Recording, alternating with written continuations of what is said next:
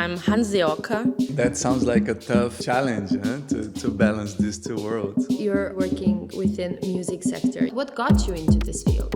Tell me one thing you hate about Berlin.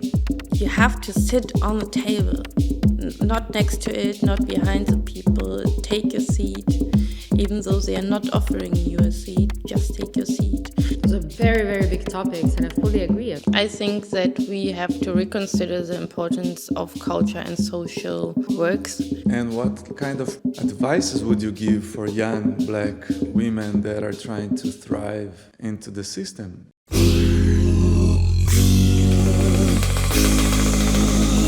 Hello one and all, welcome to Unboxing. I'm your host, Ain the Machine. And I'm Iva Jankovic. Today with our special guest, we're gonna be unboxing the future of Berlin. Our guest today is a young fighter for resilience, paving the road for artists to grow, and the COO of Berlin Music Commission. Please welcome Luani. Yay! Hey. Welcome, Luani. Luani, we always ask our guests to bring one object that represents them either personally or professionally. I'm very curious to see, what did you bring today?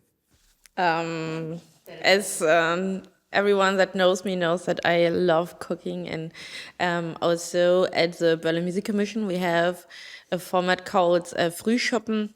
It's a community breakfast that we have, and I implemented that at least one or two dishes are made by myself or by my colleagues to have this welcoming attitude and this home cooking feeling. So it's my, cooking. But tell us more, is this particular spatula something special? Is it, do you bring it from your home, from your origins? It's exactly, I brought it from Brazil. Mm-hmm. And all of my female family members had something to do with cooking. And one of my grandfather also. And there was a really nice thing because, for example, he couldn't read and he worked in a restaurant. Mm-hmm. And for him to understand what the people were ordering, they created a special system of folding the paper, so he knows exactly which dish he has to do. And that was something super inspiring for me, because even though you don't know exactly how it works or you don't understand everything, there's always a way to find out how to approach to a problem or to the things that you like. It's so impressive that they would fold the paper, like an order in a specific way. So, for example, if the right side would have a little mark on it, he knows that, okay, please don't put onions on it or something like that. So they had a whole system how to fold the paper so that he could do his profession, and he was really good in it. And even though he could participate, that was really nice for me to learn about, and Amazing. Nice. Can you make a sound with it? A sound? As a Brazilian, I would say. Nice. There's something that I love about playing music live, which is that it demands us to really be present in the moment, which nowadays sounds almost like therapy, be present in the moment. And that's exactly what I'm going to invite you to do now. I'm going to build a basis here using the sounds of my body voice and some electronic sounds. And then we're going to jam, you using your object and Eva's hers. Okay? And we have applause.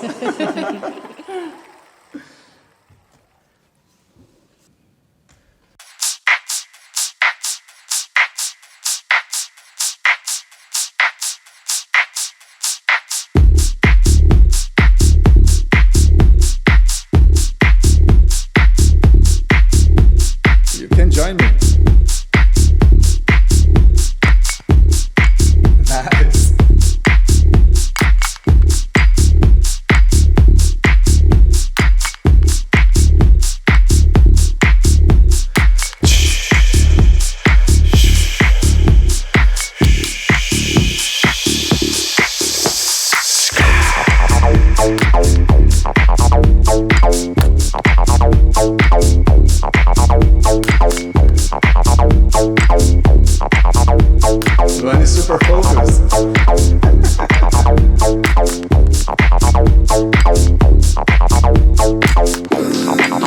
You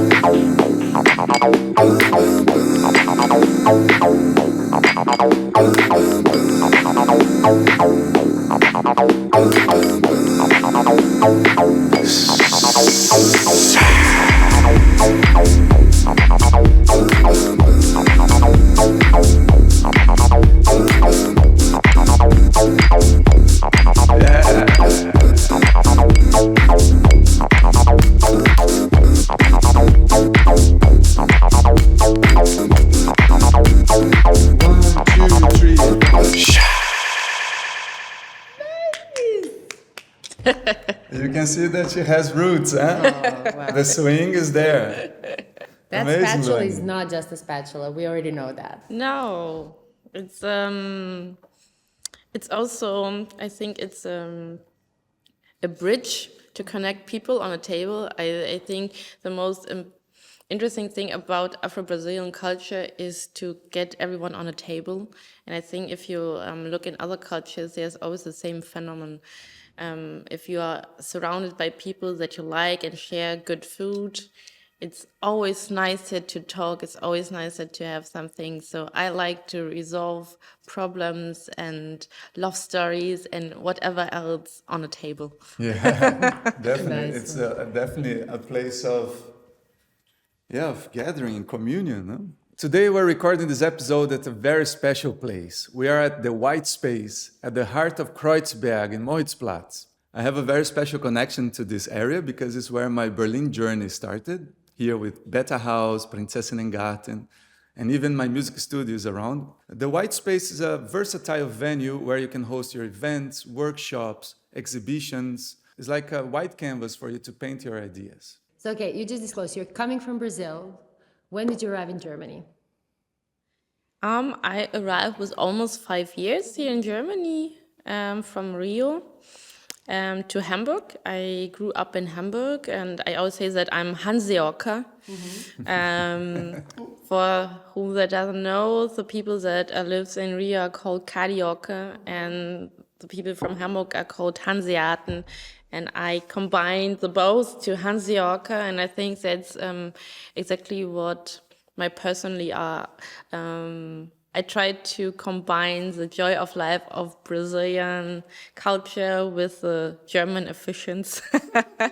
So, yeah. That sounds like a tough challenge, huh? To balance these two worlds. It's not always easy. It's not always easy, but I think it helped me out through many things. This warm culture of the Brazilians with this really functional things of the Germans, and to try to get this in balance.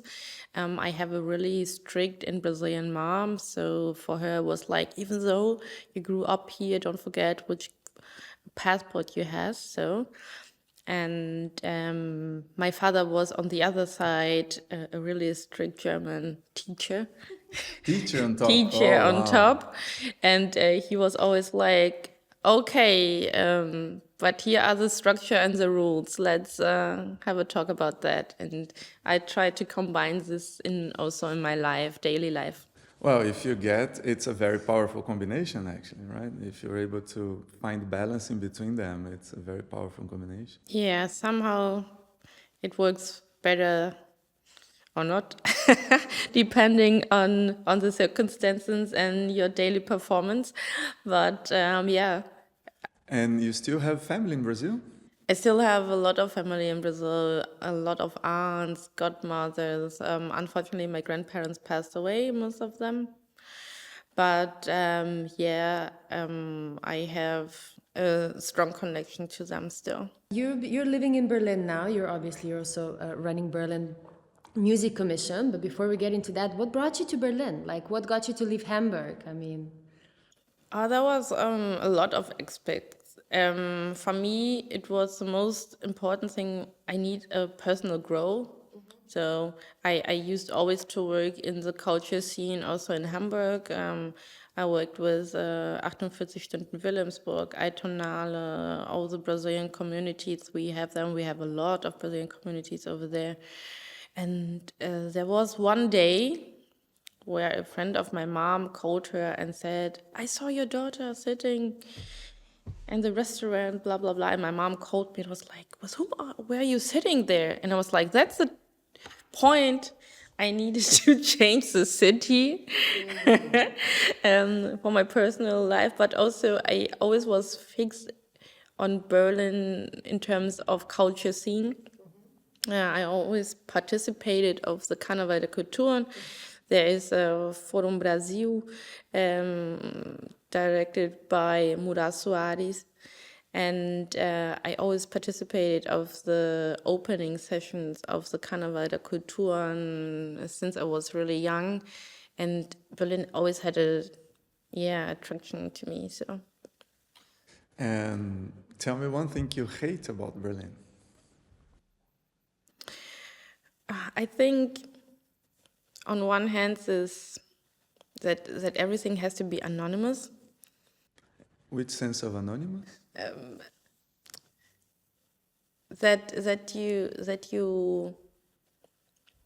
I like neighborhood. I come from a place where neighborhood means everything, and I live now almost 8 years in my building, and there are still people that I never saw in my life.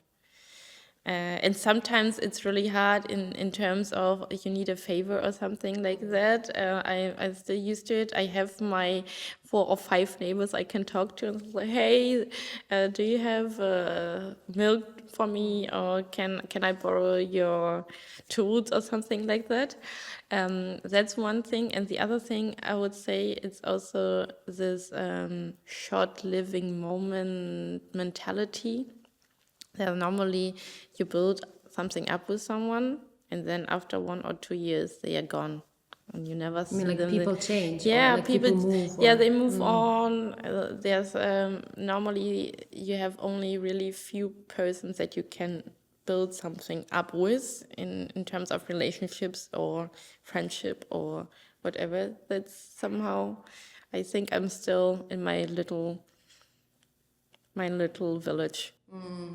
It's super funny everything you said. Like first is like the Brazilian side talking, right? Like, well, if I need to ask something to a neighbor, it's super Brazilian. Like, We have the same in the Balkans. Like we love our neighbors. That's your community. But then the second thing is that I thought that was a German thing. In Hamburg wasn't like that. You knew all your neighbors. Like no, I think we have to distinguish. We have to distinguish between where you grew up, because I think it's a city thing. If you grew up also in Germany in the landscape, you need the support of your neighbors, because there will always be something with your kids, there will always be something with your car or whatever else. So you need the support. And post delivery. Yeah, the post delivery.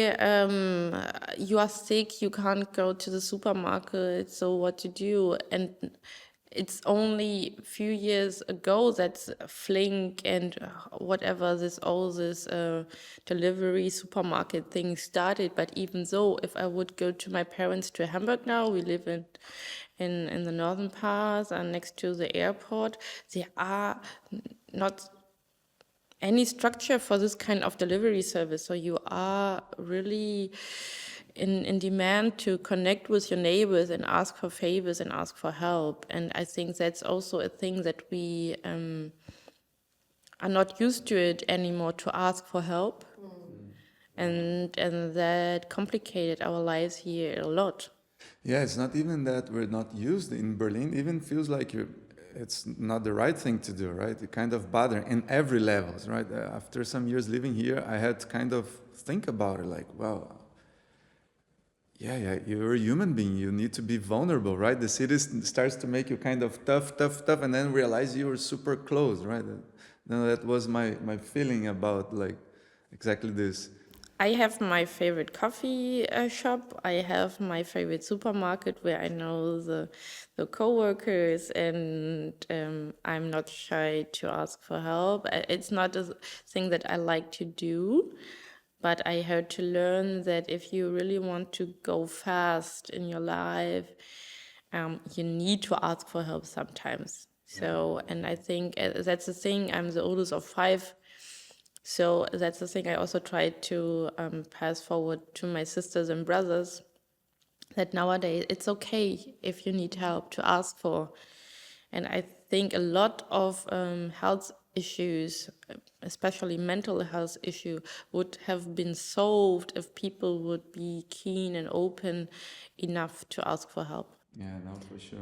I feel like it even speaks about, a natural way of connecting, right? So we are, especially with the development of technology, and there's many beautiful things that enables us, of course, but at the same time, it's losing that human touch, Yeah, right? the vulnerability, basically. Absolutely, yeah. And tell us one thing you love about Berlin. I think that's a common thing everyone loves about is the liberty somehow. The possibility to discover so many things. I love to travel, so I have an airport. I have the train station next to the buses. So it's a place that if I would decide tomorrow to go somewhere, I would just need to go to any of the spots and I could sit and buy myself a ticket and ciao. See you next year. It's super funny because the thing that I love about Berlin is that easy to get out of Berlin, right? Yeah, but you need to have a spot you like to come back. So I love to travel, but I also love my house and my bed and my kitchen, where I know where everything is, and it's such a good thing if you have a place to come back. So nowadays, a lot of people are just traveling through the world, but they don't really have a base. And for me, a base is super important. So Berlin is now my base, and I have my second base with my families spread it all over the world. But when I come home and I see my couch, I'm like, now I'm at home. My spot. Yeah. For sure. Amazing. Luani, I want to ask you a bit about, your journey. So you're obviously working within music sector. You work a lot with artists and creatives. What got you into this field? I think I was born with it. My mom always says that before I started to talk, I was singing already. And for me, music is part of my DNA. So if I'm sad, I'm singing. If I am happy, I'm singing. If I have an emotional breakdown, I need music. I need art to work this out.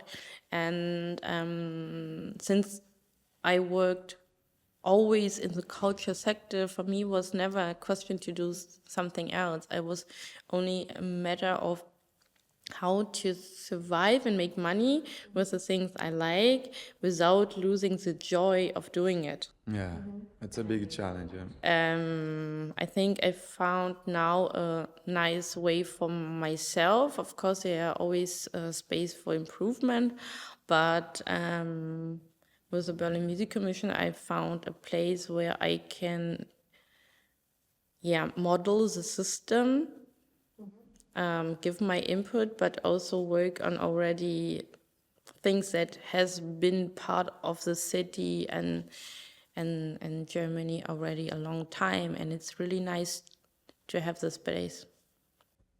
Lovely, but tell me, just to understand, did you study something? Did you focus on having an artist career? Tell us a bit more, like how did you?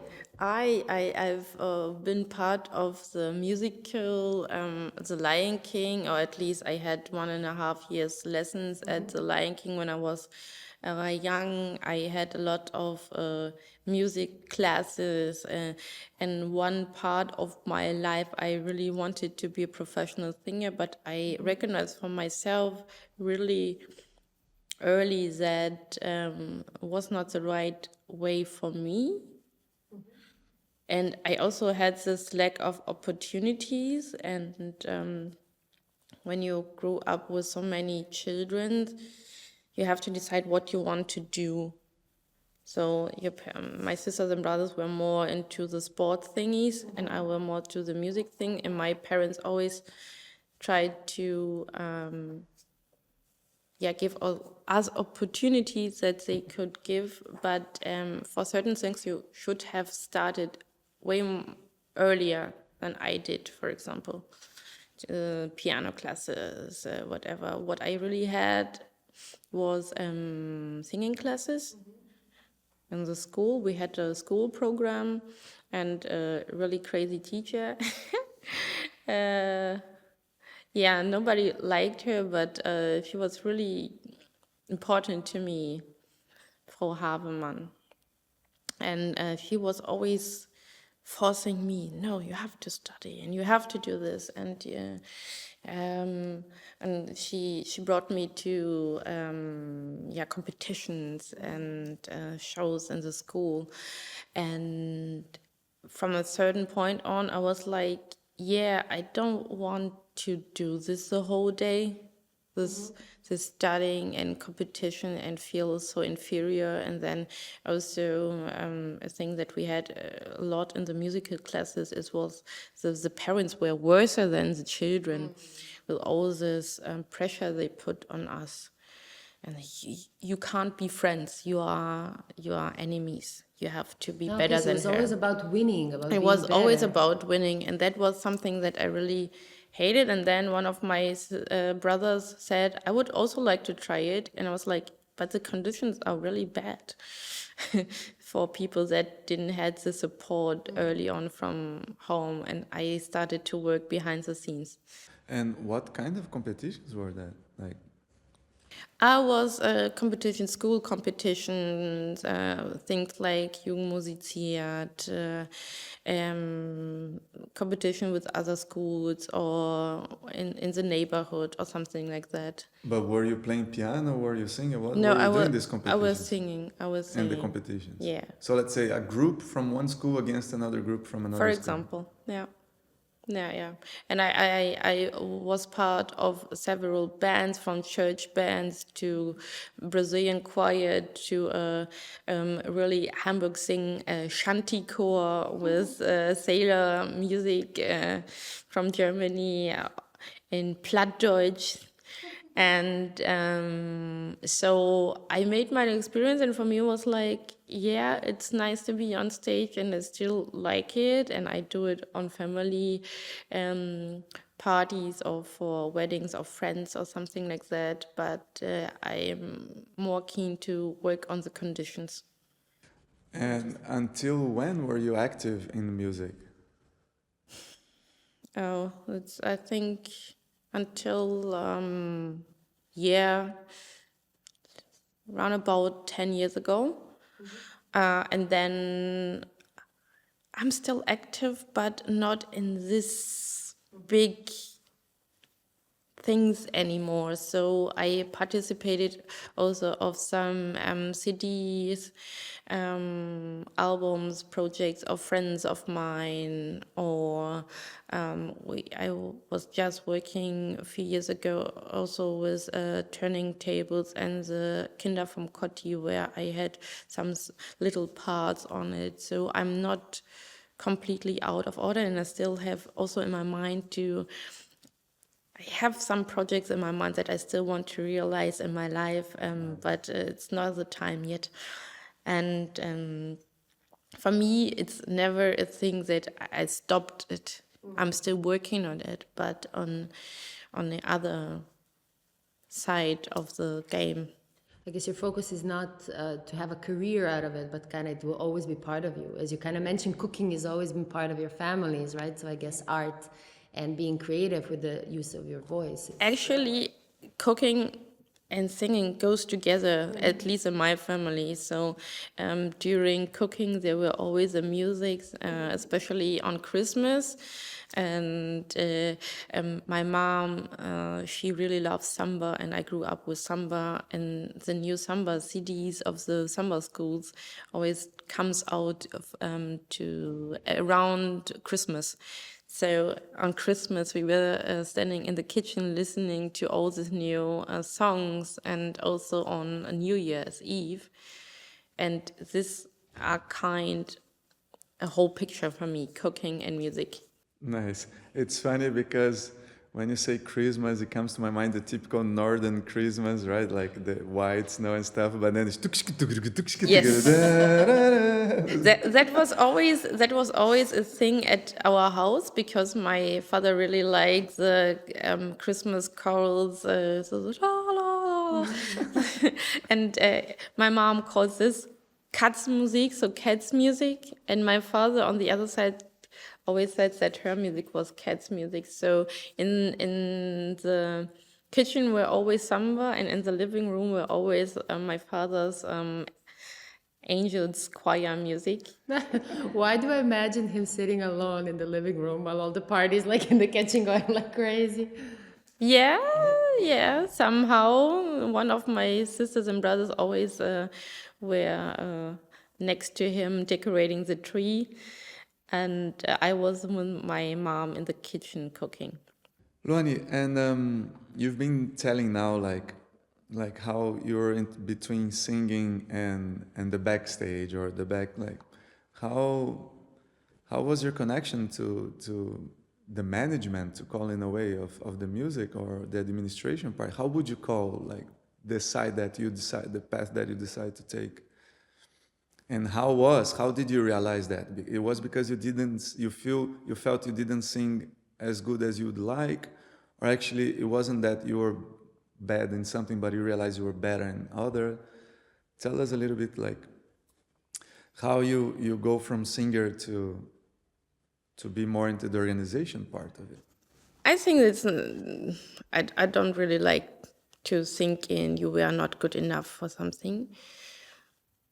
I have a good hand for organization, I would say. And I used also to organize things already in Hamburg for the Altonale, for other projects, Interkulturelles Festival. I always had to do with organizing things.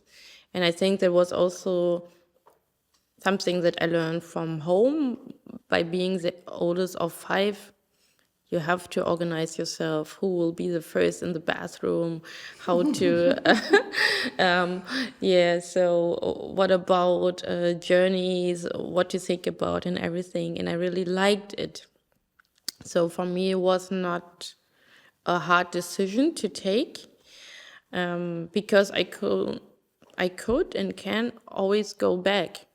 And I always try, even though I'm working now for the Berlin Music Commission, I always try to keep my hobbies alive. So I have my sessions with my friends.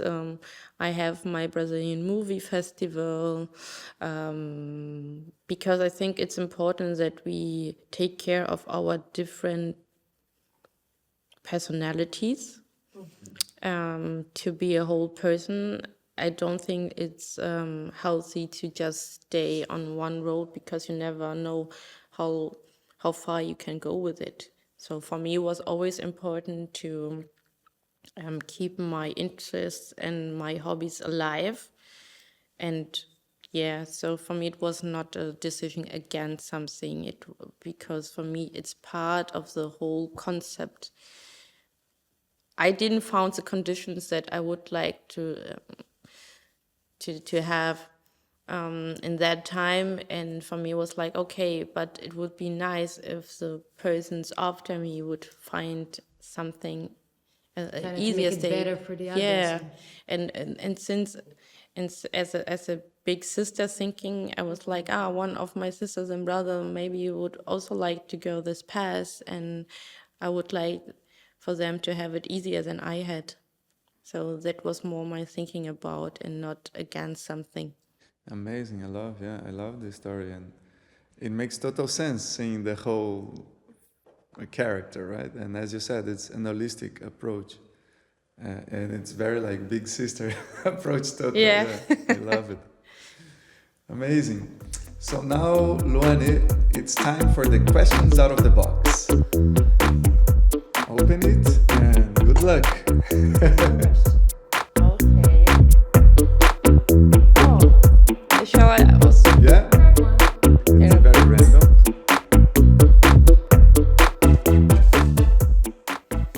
Ooh. What do you fear most about the future? Oh, that's a big thing. Yeah. Lately, I was talking a lot about insecurities, financial insecurities, and how the cultural scene in Berlin and in general in the whole world would look like with all the crisis going on, and how the shift of importance of culture goes to more, let me say, essential things. And I think that is also something that I'm thinking a lot about, since I can't imagine to do anything else. So what will happen to the culture scene in the future, and also the connection to the technique branch and everything, and the AI, how creativity and how humanity will fit in all these future things. Those are very, very big topics, and I fully agree. I mean, none of us really know, particularly if you think from this technology perspective. But even as you said, kind of what is the future of financial stability of culture, right? That's kind of the thing that always, when there's, tougher economic states, it's the first thing that gets cut, right? And we're seeing that today, and we see that, like, I remember when I was growing up, so I studied musicology, I think I shared it with you, and when I was growing up, after my studies, it was also a time of, one of the recessions, or like a bit of a tougher economic state. And first thing that was getting cut are all the budgets for culture, right? Even though, in my opinion, and I'm wondering what you also think, that's a time where people need the most, because what culture creates, as you shared, through food, similarly, but also through music and other mediums, it connects and it makes us human, right? I think that we have to reconsider the importance of culture and social works, because it's always not well seen in the society. We are really downgraded. You are a musician, so you have to drive a taxi, or you have to clean, or whatever else. We are always seen as a really, underrated persons in the whole system. And even at home, when I said to my parents I would like to study linguistics and work with culture and whatever, they were like, are you sure? You won't have anything for your life, and how will you earn your money and everything? So I think we have to start re-educate the society, and it always starts with the parents, not with the children, to be honest, because they are the one to influence their children to decide what they should do. So if my father says, okay, it's okay for you to be a musician instead of being a lawyer or a doctor, children have another relationship to these jobs also. So for me, what I'm trying is to make aware of this importance, also of the value of this culture scene. Yeah, it's a tough topic because it's connected to entertainment, and having fun is still not considered a healthy, like, sport. Like, once we start to paying attention to entertainment, culture, everything that is having fun in a very superficial way as something like that is related to your health, I think it's going to be very tough, because otherwise always going to be treated like the superficial people, right? Like, just party, just this, just that, like. And COVID hits, and the only thing is left is culture, because you need to read a book, you need to watch a movie, you need to watch a series, you need to listen to music, you want to watch live streams, like, COVID was a very good, like, moment to show the importance of it, and it still didn't got through the message, right? So As soon the doors are open, we get back to, oh yeah, these lazy people, you know, the artists. I think it would have had more impact if we would really have denied all the access to the culture scenes during COVID, just to show what would have happened without all the books, all the music, all the theater, all the live streams that we had. It was fundamental for the health of everyone to have these things and to have something that you can create creativity with, especially during the time where we couldn't share anything with nobody and was stuck at home. So for me, it's still, we have to, not to convince, because I think most of the people know about the importance, but it also has to have an importance in political space, and we have to consider that culture and finance should go along and together. And one thing that I see not only in Germany is that everyone is cutting the funds for culture and creativity areas, but everyone is expecting also that we are innovative and we are creative and that we bring new ideas on the table. That doesn't go along. That doesn't go along.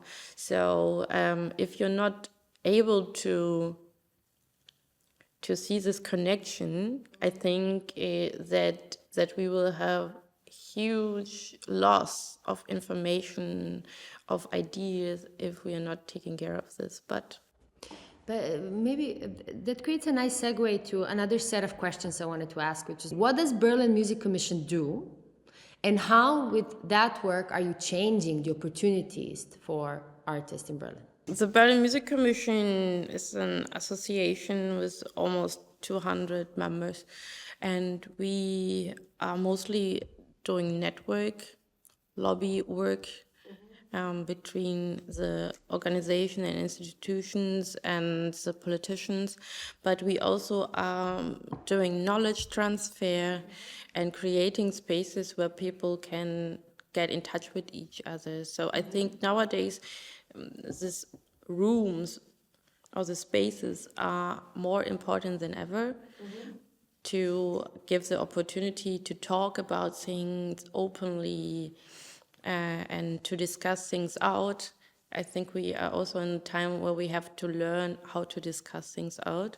And what we try to do with our work is to capture all the things that are in the air, I would say, and to put it in formats. So, for example, we have a format once a month called Musikalische Sprechstunde, where we invite experts, and they mostly to topics about music economics.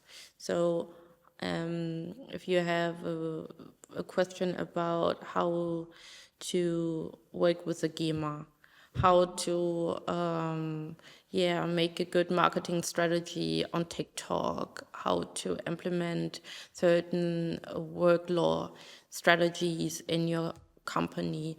We try to invite people that are experts on that topic and try to pass forward this information. But we also do a lot of consulting.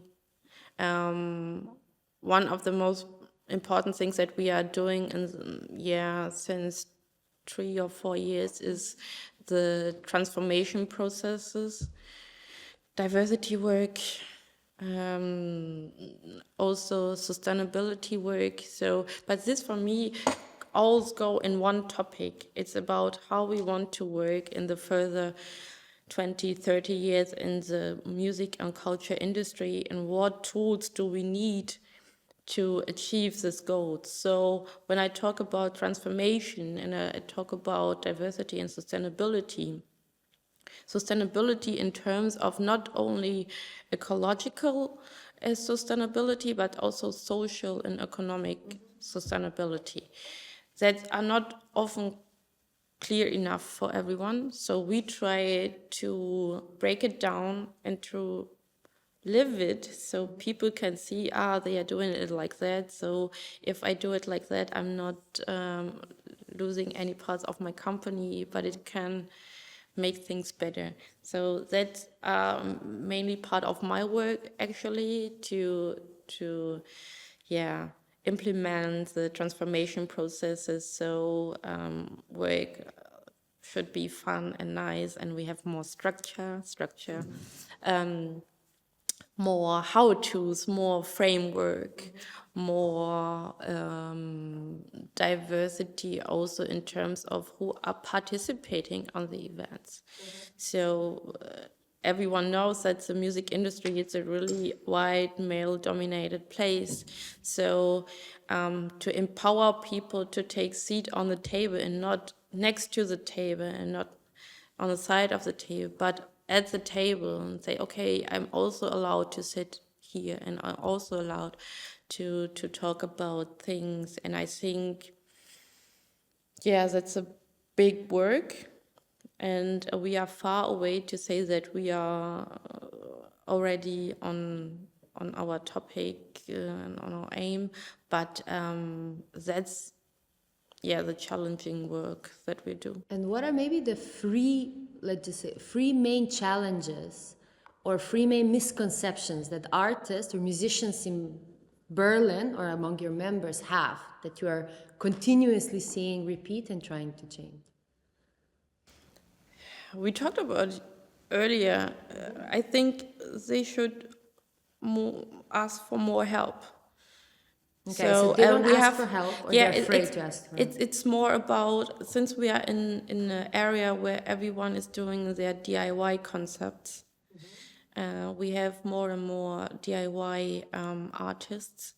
They are doing mostly social media, booking, management, have to write their songs, have to earn money till they have all the fundings and everything. And I think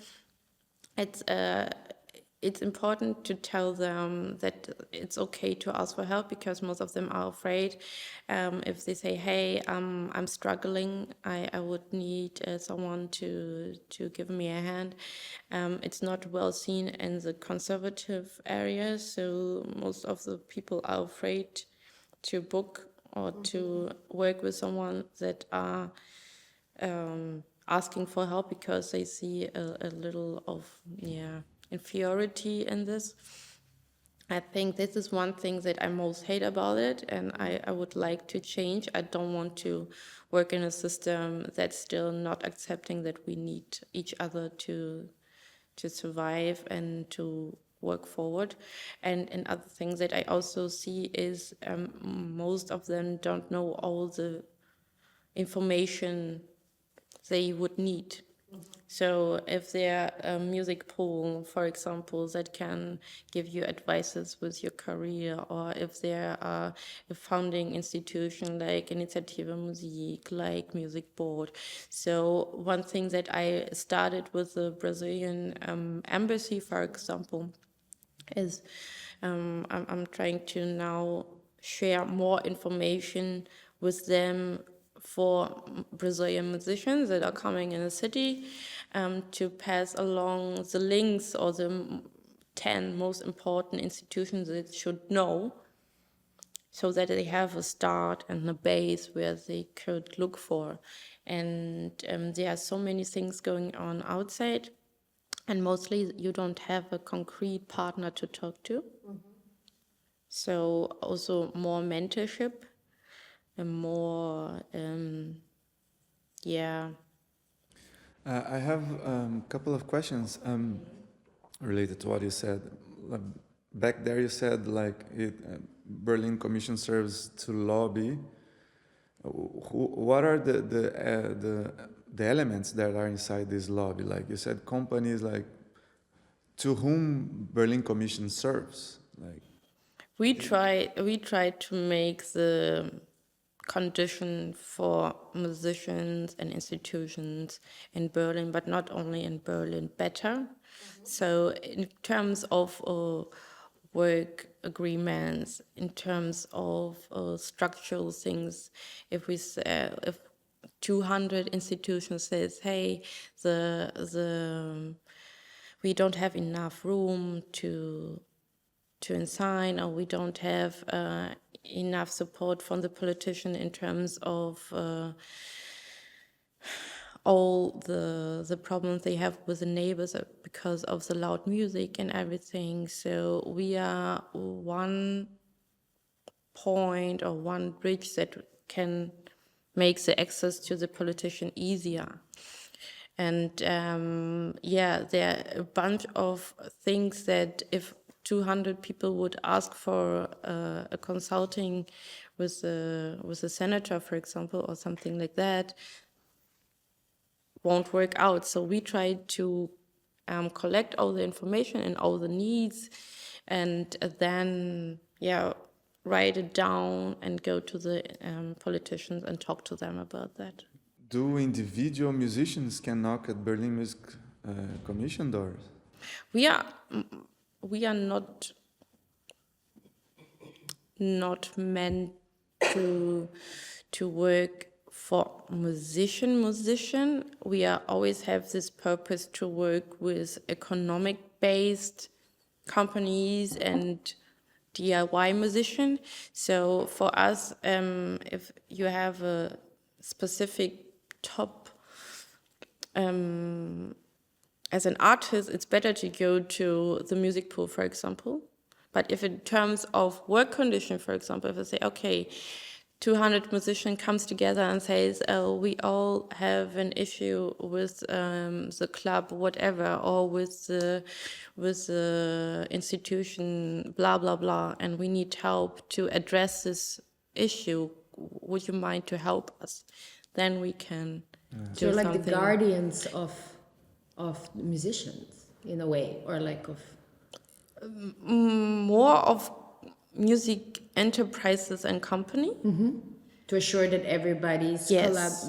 playing Yes, fair, and that everybody has a connection. So it's more about we have labels, we have productions, we have DJs, we have studios and everything. It's more this part of the music industry, and less the artist.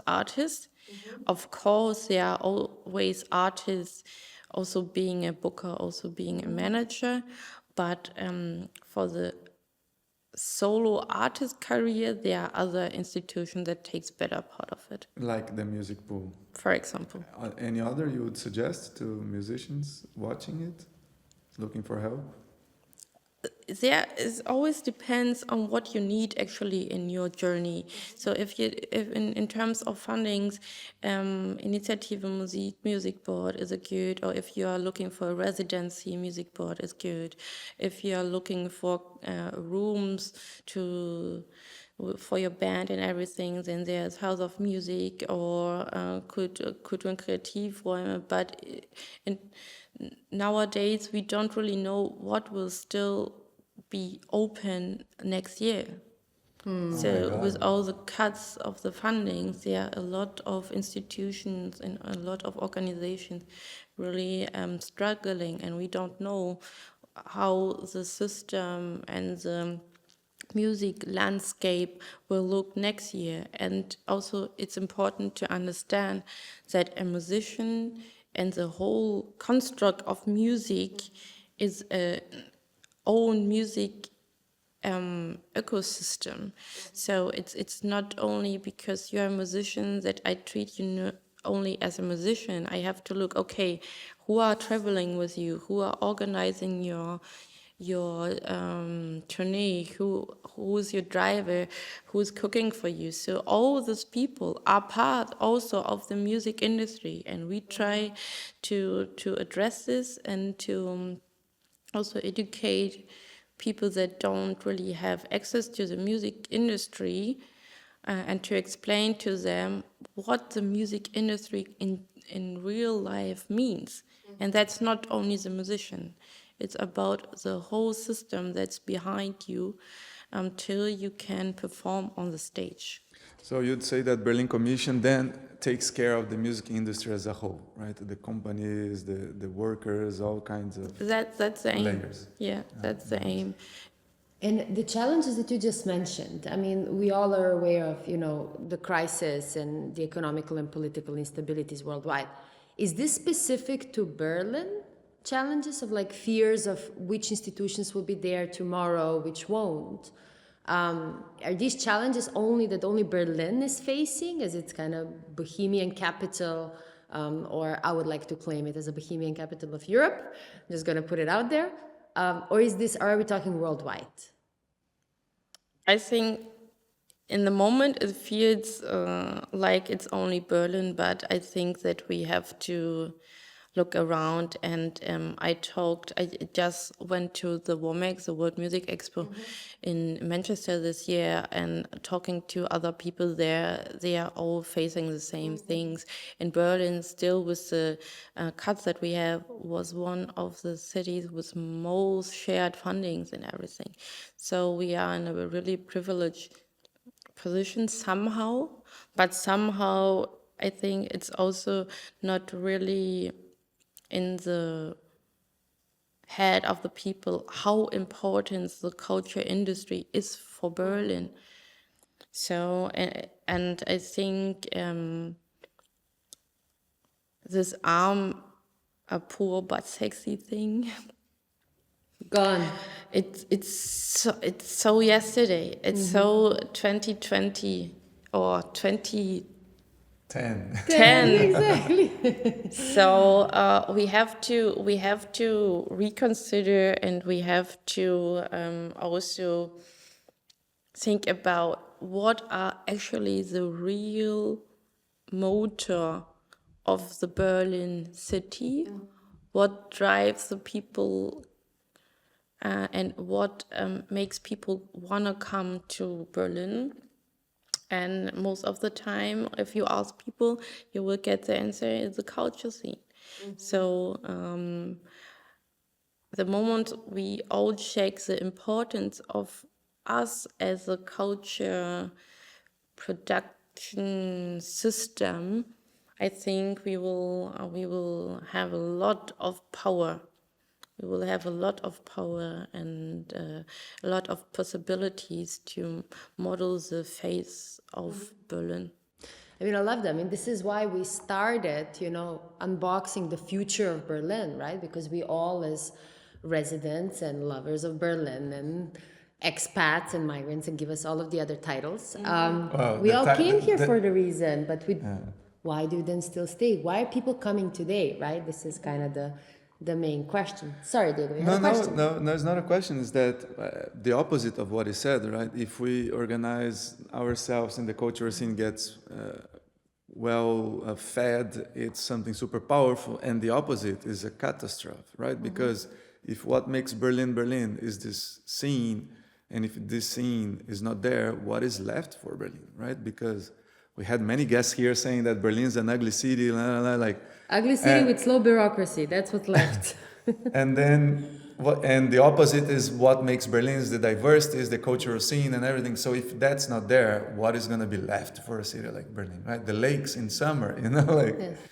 So that's I think that's the message that all institutions like Berlin Music Commission should be taking to the government, and that's not me saying, it's after some episodes already with interesting people from Berlin scene and from different kinds of walks. It's unanimous, like everybody says what makes Berlin Berlin is the cultural scene, the diversity. And as you described, if this is gone, there was one episode we even said, well, it's almost like after the wall is down, like we're going back to rebuild the city from scratch, That would probably be the scenario, kind of more apocalyptic, is if all these cultural institutions are gone, it's almost like, okay, the wall is down, but not with this kind of hope look to let's restart, let's not begin from scratch, but like, oh my God, like how we rebuild all of this, right? Yeah, but I think I was also thinking about the last days. I was like, okay, we have two options. We can sit here and mourn about that, and de facto you can't change the things. The cuts will happen. And we can sit at home and cry or stay under our bed sheets or whatever, or we can decide, okay, I take it as a challenge. And for example, you also come from Brazil, so if you don't have enough to cook your favorite meal, you will improvise, and that's how I see it. It's the changing of the recipe, changing of the menu, and we have to see what's on the table and what we can do out of this. So of course we are used to get a lot of things on our table, also from the government. Germany, actually, compared with Brazil, has a lot of fundings, a lot of programs, a lot of helps that are provided here. Other countries has to be more creative with the less they have. So I think we have to start to use our creativity. I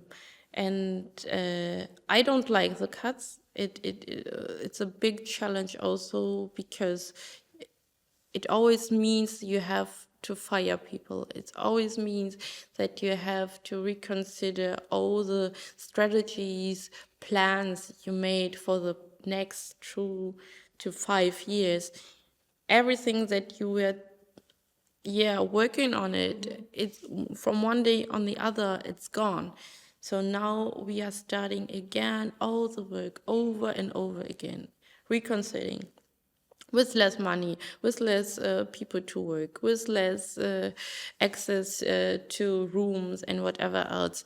But I like to think about something more productive and positive, because I'm fed up. We have a lot of wars outside. We have a lot of existential crisis. I'm the generation that had BSE, Corona, financial crisis, wars. So if we didn't learn something out of all this crisis, I think then we are really on a bad position right now. So I like to more work on the sunny side of the things. Of course, we need to know the shadow sides. But if I would stuck only on this part of the themes, I would be a very sad person. I don't want to be a very sad person. Yeah, no, for sure. I think it's not about not focusing on the positive side, but it's about being conscious about the downsides of it, mainly to work in it, right? Because, for example, for the cultural scene, Berlin has a big, very easy thing to understand about why Berlin became Berlin was because it was cheap to live, you know? So now it's not cheap to live. So the culture is not about funding for institutions, it's about the real scene. Not that the institutions are not part of the real scene, but they are there to kind of support and like go like a big mother or big sister, right? The institutions, they're kind of big sisters of the scene in itself. But if the scene in itself cannot be there, what is left, you know? And that comes with everyday life conditions: better rent, cheaper insurances, cheaper food. Like, that's why Berlin became Berlin, because it was like heaven, you know? I think all these life conditions will just get worse, to be honest. We know that. So everyone is trying to make most of it, but I was just talking today with my roommate. So our fridge broke, and we had a long time thinking about what kind of fridge do we get? Do we take a second hand on? Do we buy a new one? And if we buy a new one, that would mean that we can't go so often out, so we can save money. You know, these are all plans and structures and things that we have to implement in our life. And I think that unfortunately, the next 5 to 10 years in Berlin will reshape the whole industry. As long they are not willing to build accessible houses and guarantee for kindergartens and good school systems, and they just built a new house building next to the central station with no culture infrastructure. So, and of course, people like to work. It's also a thing of how much priority we give our work life, because if you're only keen to work and you don't really have time for your hobbies and your friends and everything, then you don't really need a bar or a theater or something else, because you're only stuck at your work. I think this work-life balance in the last 10 to 15 years has shifted a lot, and we are more forced to work longer, harder, even though we are trying to get in this new work week system of 4 days of work. That doesn't mean that you are working less, you're just working 4 days. Exactly, you're increasing the load. So you are you're increasing the workload, but you are not giving anything for the balance. And I think if we are not talking about this too, it will just get worse and worse, because I don't want to be the boomer generation. So they are used to work differently as the Gen Z or as the millenniums. As I call myself a millennium. So we have also to talk about this generation expectations and how we want to work in the future, how work life should look like in the future. And I think that counts a lot when we talk about this kind of things. And how would you explain that? How boomers see works and how millennials and Gen Z see works? That's an interesting. There's a lot of memes on Instagram and TikTok about that. It's hilarious. But for example, for the generations that built all this up, where we are talking about actually right now, they for them it was clear that they work 60, 70 hours per week, and that they don't have a free day, and that they will work on the weekend. For me, for example, I'm not willing anymore to work all the holidays, to work all the weekends, of course, but I still can prioritize this. When it comes, for example, for the generation of my little sister, she's 19, she would say, no, I would rather meet my friends instead of working my dude off and doing that. So there is a shift of the recognition of work life, and also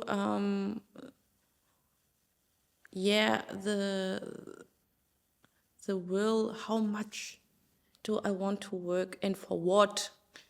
My generation, it's not in our life plans to own or it's in our life plans to own a house like our parents did, but the system doesn't allow us to have this opportunity with not stable work contracts and with rents that you can't pay, and with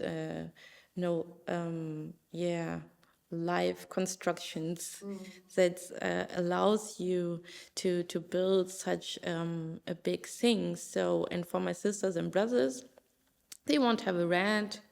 They won't have a system when they get older that supports them. So for what are we working So, and that's a big question that I sometimes ask myself. So, for what do I work? Is it only to have a nice apartment that I have to pay my whole life off? And when the landlord says, "Oh, it was nice to have you, but I need my apartment right now," you have to leave everything you built up all the whole life. I don't think that that's something worthy to spend all your best years of your life in. Yeah, if there is a not sure outcome, why the risk, right? I Yeah. think that's a little bit the mindset. Yeah. What do you consider was a biggest mistake you did in your career? To listen too much to people. That's a good one. Yeah. So not everyone is your friend, and not everyone wants to help you and want to see you shine. So I always had some mentors or tried to find allies or something like that, but not everyone was on your side. So yeah, I think that was one of my biggest mistakes. Interesting. And what do you think was the best decision you made in your career? To stuck with my dreams. To just work for it, work hard for it, and not to let anyone talking you bad about your ideas, not to share too much about your ideas with too many people. Yeah, that's important. And something interesting here that you said, like the challenges. How do you put like being an immigrant into this whole scene and reaching the position where you are now, where it's full of kind of political games? Like, how was to navigate like this path being from an immigrant perspective, right? And a person of color, like in Germany. I think it's important to talk about these topics. So, as I said, I always had some allies and mentors, and they were always like, so Vladla Alek always said, so you have to sit on the table, not next to it, not behind the people. Take your seat, even though they are not offering you a seat, just take your seat. And that was a very important lesson I had to overcome. I said it already in another interview, that if you're an immigrant, you always bring your education with you, and the education, especially for women, not that you are told to take your seat on. You're like, oh, you have to serve. Oh, you have to be humble. Humble. What does it mean? In which sense?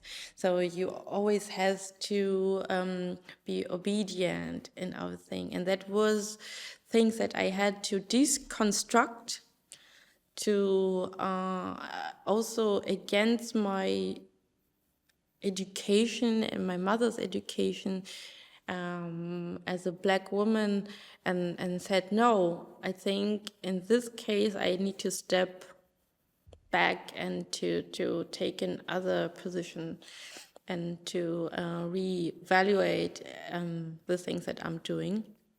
That was one big thing. And the other big thing is that, of course, you are not always welcome, and you can't expect to be always welcome. And people don't want to offer their seats to you. So to be resilient, to be aware of this, not to take things too much personally, it's something I'm working on it also. Because of course it hurts you in the first moment, but especially when it comes to all this political thing, it's a point that you have to learn really early, that most of the things is not about you, it's about the whole thing.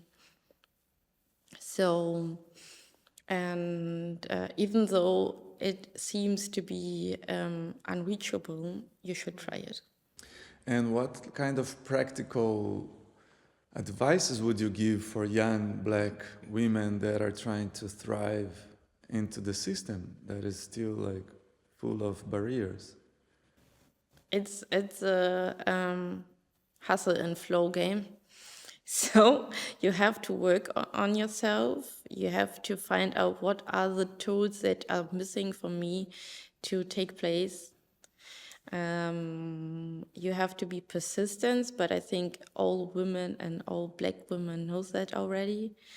You have to be nice to yourself. It's something that sometimes you are very strict and hard to yourself, and sometimes you need to be the most kindest person to yourself. And another thing that was important to me was like to have a good friend and family system that are there for you. Nice. And there was any waking up moment for you in this path, from being like a singer to become the Geschäftsführerin, in the sense of, oh wow, this was the vision or the skill or the soft skill that was missing. Oh, of course, this is what is missing. You know, like, I don't know, myself is sometimes just be quiet in the room, you know, like this kind of things that, there's any of these kind of realizations that you had that would be nice to share with other people coming after you?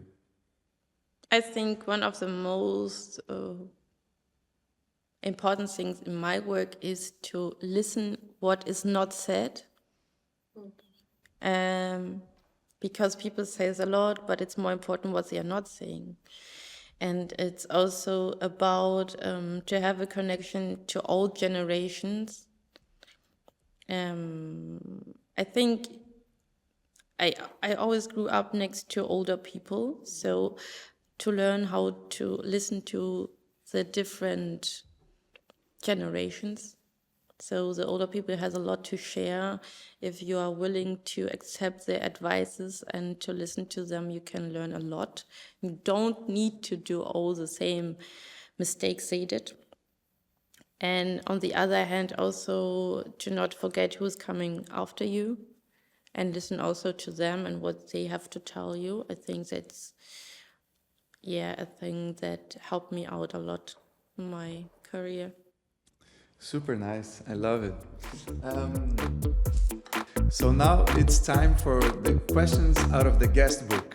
So this is our guest book, like a hotel, and the guest that was here before you left a question without knowing that it would be for you. So please open, read it. It's on the other side, yeah? Yeah. What will you do if you fail? For me, failing is part of life.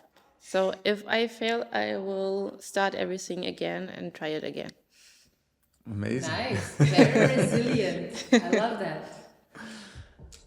Very cool. Luani, that's actually perfect, because I've been kind of sitting on this question since we first talked, even before today, you know, when we kind of got to know each other a little bit more, also what you do. And that's exactly about the resilience. And I love, because in multiple times in our conversation today, you know, you shared about your own personal also resilience, but as well as how you're teaching, well, maybe teaching is not the right word, but how you're showing the need in not just in artists, but also in people in today's world, how we all need to kind of build up on the resilience. So can you share us more? Like, how do you maintain your resilience? What's your little secret? I think, it's important to have a good friend and family system. Mm-hmm. So, and I know family is not always the easiest things, but they give me a lot of comfort. Mm-hmm. So that's one part, and especially my mom. Every time I'm struggling, I'm like, Mom! She was like, calm down, take a deep breath, sleep over it, and then tomorrow you can rethink about that. So that's one part of my resilient toolbox, I would say. And then the other part is to listen more to me and my needs, and my body to say no. I had to say no to a lot of things. And there are some structures, you can learn it. I think nowadays more people are thinking about resilience and how to implement that in their work life. And especially as a woman, as a Black woman in Germany, I had to find my strategies to not break down in all the unfair and not so nice situations I had passed through life, in terms of work life, in terms of love life, school, So it's easy to give up and to blame everyone that you had to give up, but I think the most difficult thing about it is to find a new way to get up and to continue. Nice. How would you break down your strategy, your resilience strategy? So I had a time where I worked so much that I always got a burnout, and I had a few stays in the hospital where I said, okay, my body is telling me to calm down. So for me nowadays, the most important thing is when you notice that your body is trying to give you some signals, take it serious. So that's one parameter that I have. The other one is nature. I think especially when it comes to professions where you have to talk a lot with people, nature can be such a healing place for you. Go for a walk, swim in a lake, or do your hikings. I have a friend of mine, we try to hike as much as possible. And then whatever fits to you. I'm not a yoga girl, but I like to listen to my mantras and whatever. So there is a way for everyone. For one, it's the Pilates. For the other, is yoga. Cooking is also my healing therapy. So my mom always says, okay, find yourself a really hard recipe and then work on it. So sometimes my roommate asks me, are you stressed? Can you bake a cake? And that's it. So you have to find out your own coping strategy. It's not, this is my strategy. I can tell it helps me and it works out for me. But everyone has to find their happy places and their happy,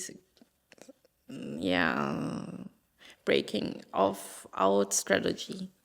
Yeah, that's interesting because if I would think about it, I would think more about how to fight. Like when I think about resilience, is kind of facing challenges, on a daily basis.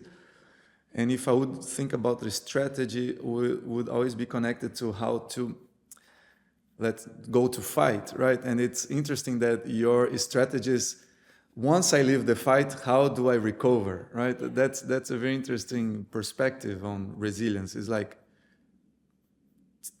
how to take care of yourself. The basics of what you share is like take care of yourself and then go back to the fight, right?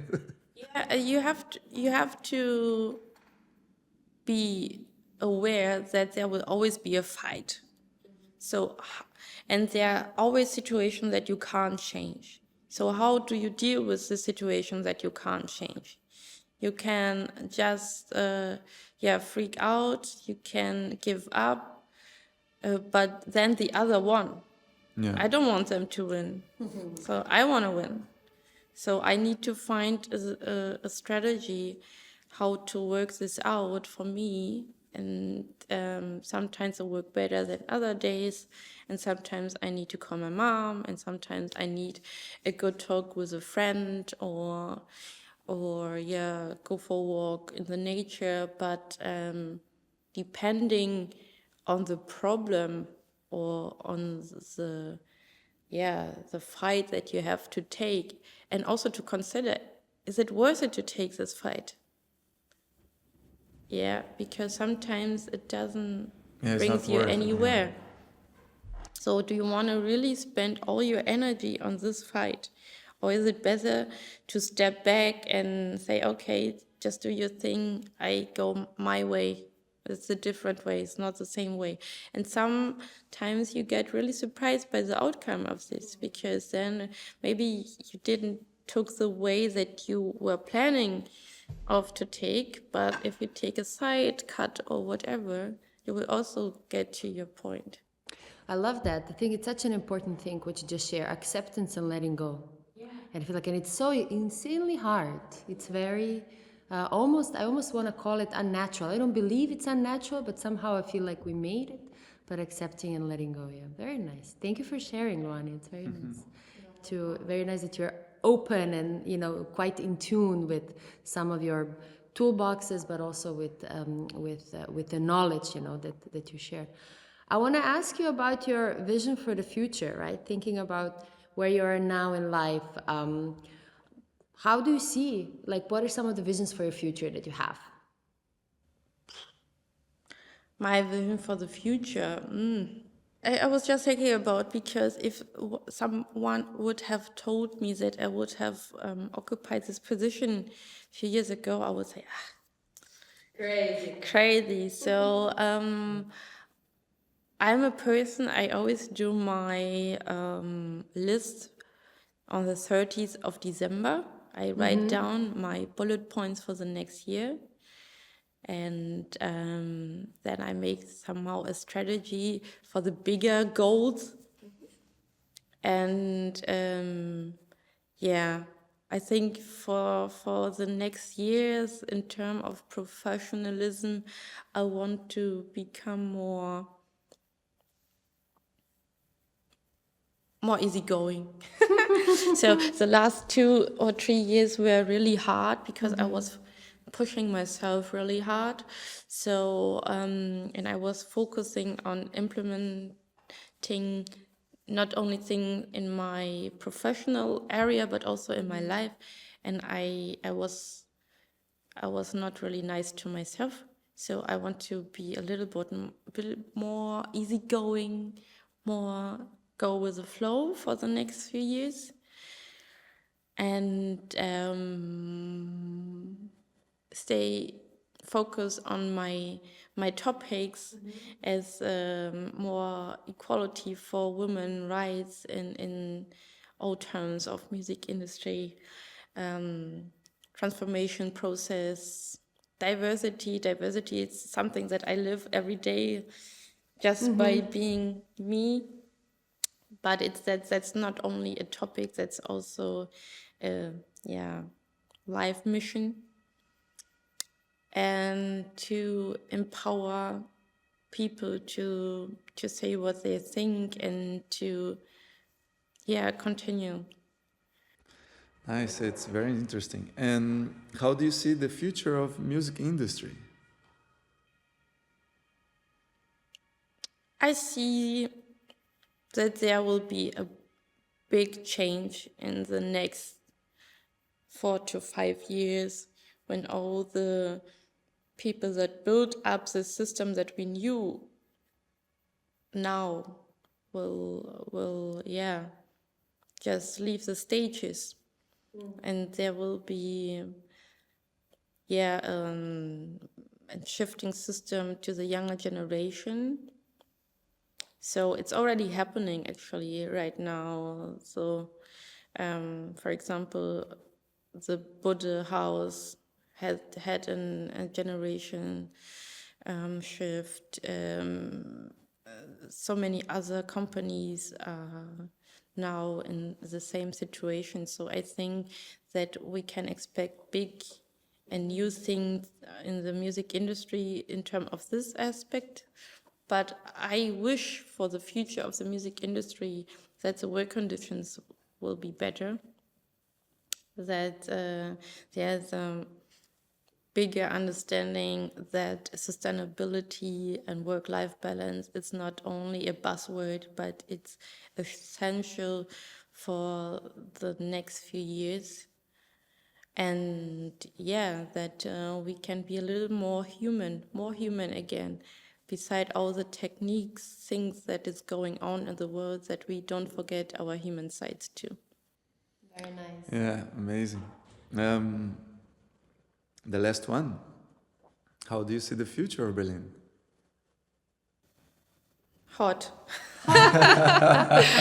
Longer summers? Longer summers. Yeah. So I hope that Berlin will be more aware of the potential and power of creativity and creative industry they have, and that they are not gonna cut everything down.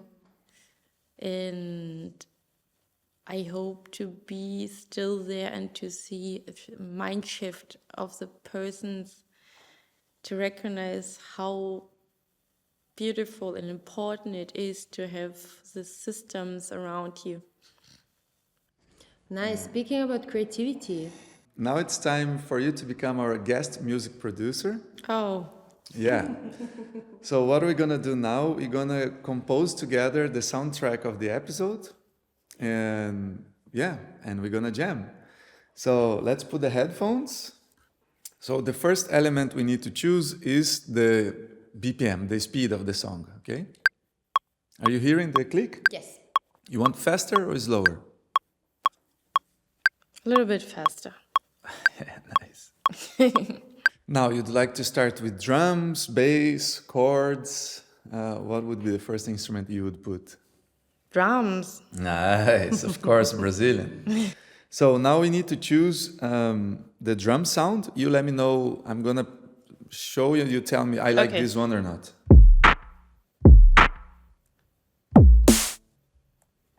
Something more natural. This one or this one? No, the first one. Okay, and now how would you imagine the rhythm? Like the kick on the floor or more like groovy? How do you imagine? I like groovy. So like sounds like this? Mm-hmm.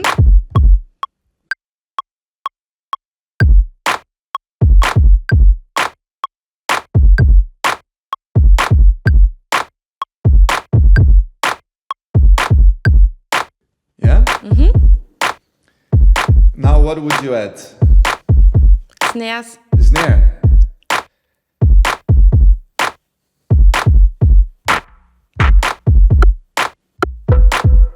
That one. How would you do it? I'm a samba girl. More samba.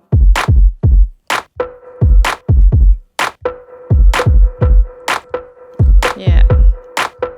Sounds like this? Uh-huh.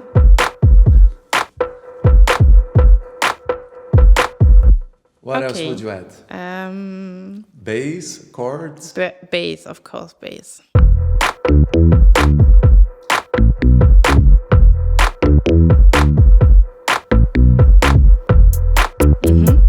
Yeah? How do you imagine? Can you sing it to me? How you imagine this hi-hat? Ugh.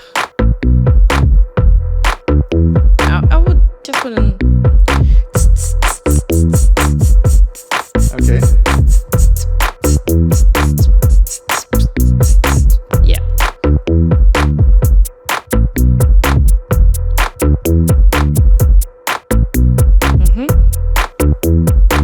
Yeah? And now we need.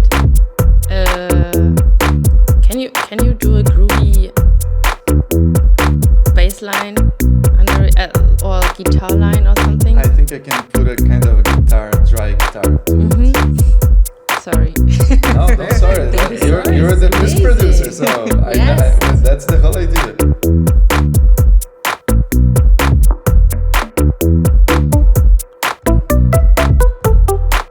Yeah.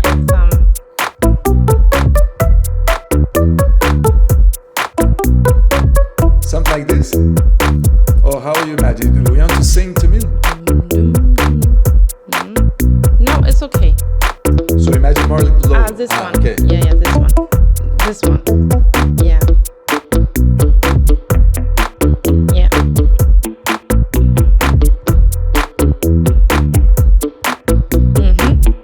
Yeah, something like this.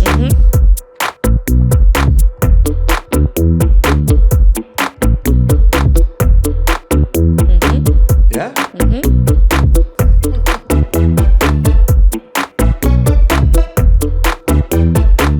Yeah, something like that. So now that we have the bases ready, I'm gonna ask you to pick up the next box, bring again to the table, choose one element for you, and pass the box to Iva.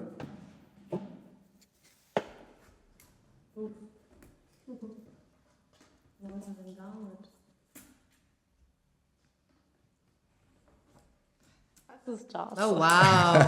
I love it. I never know what you have installed for us. Like it's so exciting.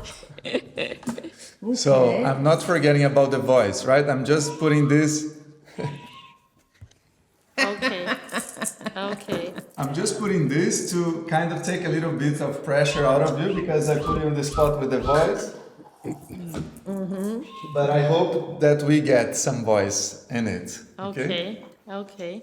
Okay, so 1, 2, 3, 4.